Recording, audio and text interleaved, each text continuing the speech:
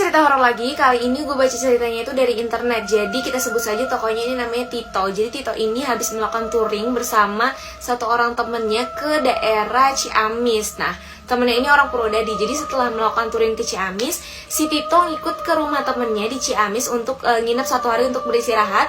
Kemudian setelahnya besokannya selepas abis maghrib, dia melanjutkan perjalanan untuk balik ke rumahnya di daerah Tuban, Jawa Timur. Perjalanan ini memakan waktu 3-4 jam. Sebenarnya bisa lebih cepat kalau lewat jalan alternatif, tapi jalan alternatif itu lagi rusak. Nah, dari awal perjalanan si Tito ini udah ngerasa nggak enak karena tiba-tiba aja di tengah perjalanan ban motornya si Tito ini bocor. Jadi dia langsung ke tukang tambal ban untuk nambal giginya. Enggak dong, tambal bannya lah, gimana sih? Setelah bannya ini ditambal, habis itu dia melanjutkan perjalanan lagi. Dan belum lama setelah dia berhenti buat nambal motor tadi, dia berhenti lagi karena tiba-tiba lampu motornya ini mati. Terus dia mampir dulu lah ke pasar Sulursari untuk membenarkan lampu motornya ini. Terus pas udah benar, sekitar 1,5 jam ini aman, dia jalan biasa aja.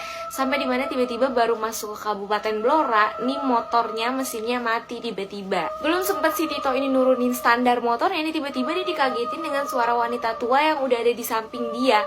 Mas, saya boleh minta tolong gitu. Pas dia nengok, oh iya ada apa mbah? Terus si mbahnya ini bilang, saya boleh numpang nggak? Saya mau ke Bogorejo tapi saya nggak punya uang untuk naik ojek. Terus ya udah, karena si Tito ini lewat Bogorejo, jadi udah dia bilang, oh ya boleh mbah, tapi sebentar ya mbah, saya lagi mau benerin motor saya. Soalnya ini lagi rewel, tiba-tiba mati. Terus ya udah, dia nggak terlalu merhatiin si bentuk rupa nenek-nenek ini. Dia langsung fokus lagi ke motornya, dicek segala macam, ternyata nggak ada yang salah sama mesinnya. Terus dia mencoba untuk nyalain lagi dan nyala guys. Ya udah, akhirnya dia melanjutkan perjalanan bareng si mbah ini. Di jalan Tito ini nggak banyak omong sama si mbahnya karena emang dia fokus ke jalan. Jadi sempet beberapa kali dia ngomong cuma, mbah pegangan ya, tapi itu pun nggak dijawab sama mbahnya. Tapi ya udah, dia nggak mikirin gimana-gimana, mungkin nggak denger karena itu kan posisinya motornya lagi jalan, jadi mungkin kena angin segala macam.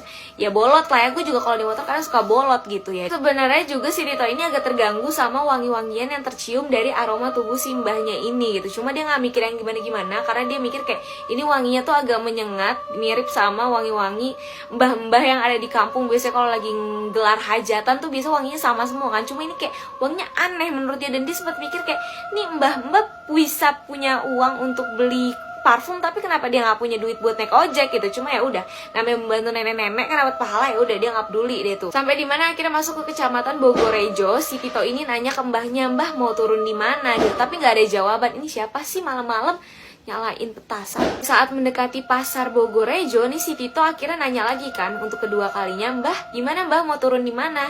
Gak ada jawaban juga. Sampai akhirnya dia melipir sebentar, pas nengok mau nanya lagi ternyata hilang. Gak ada tuh nenek-nenek, kosong say. Terus habis itu di situ dia mikir yang kayak, duh sebenarnya agak deg-degan juga, tapi kayak ya dia